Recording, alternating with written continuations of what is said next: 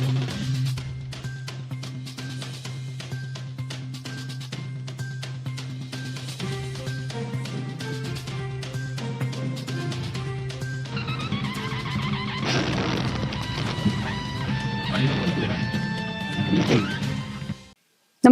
आपण पाहता हिरकणी न्यूज.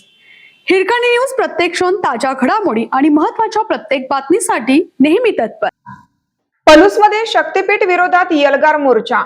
शासनाच्या प्रस्तावित शक्तीपीठ महामार्गाविरोधात खानापूर व पलूस परिसरातील शेतकरी, महिला आणि तरुणांनी बुधवारी पलूसमध्ये प्रचंड आक्रोश व्यक्त केला.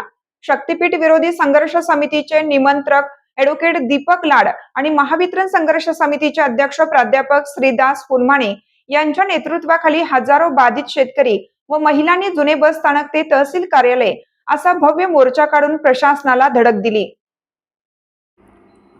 सकाळी 10 वाजल्यापासूनच जुन्या बसस्थानक परिसरात सांगली जिल्ह्यातील विविध गावातील शेतकरी, महिला व तरुण मोठ्या संख्येने जमा झाले होते. तेथून निघालेला मोर्चा आंबोली रोड मार्गे तहसील कार्यालयावर पोहोचला. शक्तीपीठ महामार्ग रद्द झालाच पाहिजे, शेतकऱ्यांची जमीन बळजबरीने लाटू नका, आमची जमीन आमच्या हक्काची नाही कुणाच्या बापाची, अशा घोषणांनी संपूर्ण पलूस शहर दणाणून गेला होता.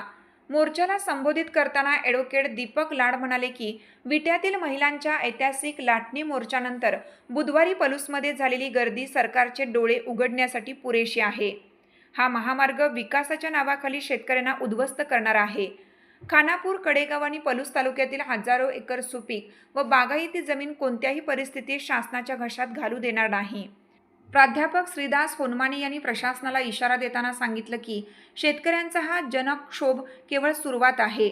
शासनाने हा विनाशकारी महामार्ग त्वरित रद्द केला नाही तर आगामी काळात संपूर्ण सांगली जिल्हा ठप्प केला जाईल. हा लढा आता आरपारचा झाला आहे.